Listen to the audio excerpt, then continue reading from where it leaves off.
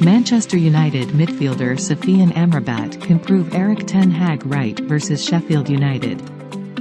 Man United loanee Sofyan Amrabat is in line to be Erik Ten Hag's destroyer-in-chief against Sheffield United at Bramall Lane. On the occasions Manchester United were without Casemiro last season, they often froze.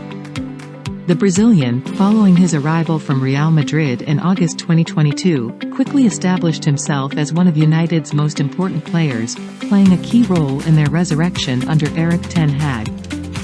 He formed a strong and stable midfield bond with Christian Eriksen and Bruno Fernandes, so much so that supporters thought United's long-term midfield woes had finally been fixed. Yet this season Casemiro, who will miss Saturday night's trip to Bramall Lane to face Sheffield United through injury, has regressed at an alarming rate. The reason behind his sudden decline is almost impossible to put your finger on. But something is going wrong somewhere for the 31-year-old. It is why for the first time since his arrival at Old Trafford, the prospect of United being without him has not set alarm bells ringing as loudly as in the past. His performance levels have dropped off so much that he was hooked at half-time against Brentford almost a fortnight ago. Against the Bees, Casemiro was joined in midfield by Sofyan Amrabat for the first time.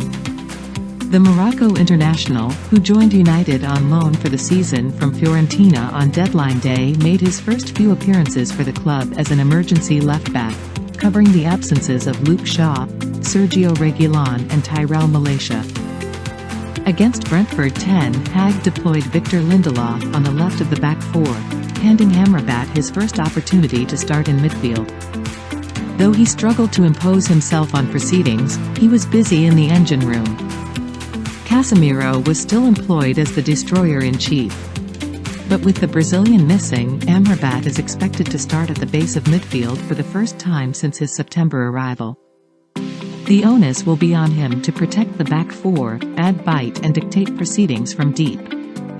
On the face of it, United could not have wished for a better replacement. Last season, United did not have a like-for-like stand-in, meaning Ten Hag often made do with Scott McTominay, Marcel Sabitzer and Fred. It is why drafting in an out-and-out defensive midfielder was so important to Ten Hag during the summer. And even though it took its time, the Dutchman was delighted to have been able to have landed the Moroccan.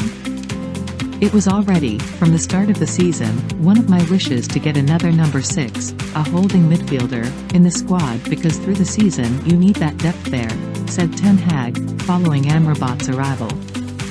In that position we only had Casemiro, who can play really well there. With others we have to make compromises, but with Amrabat, we have another one. Also, he can play alongside Casemiro because he can also play a little bit higher on the pitch. So it's very good to have him, and I think he fits very good to Premier League football, to Champions League football. I think the demands are strong. He is very dynamic, he's very good in the duels. So we are pleased that we have him at United, and I think he will contribute to our high targets we set. Though United will be hoping to focus more on their attacking play than their defensive work at Bramall Lane, given the Blades are winless this season and were beaten 8-0 in their last home game, Amrabat will be called upon to carry out his duties in midfield. He should treat it as an audition to show United's fans why Ten Hag was so insistent on signing him. Without Casemiro last season, United lost all control in the engine room. If Amrabat does what he does best, the Brazilian's absence should not be felt too much.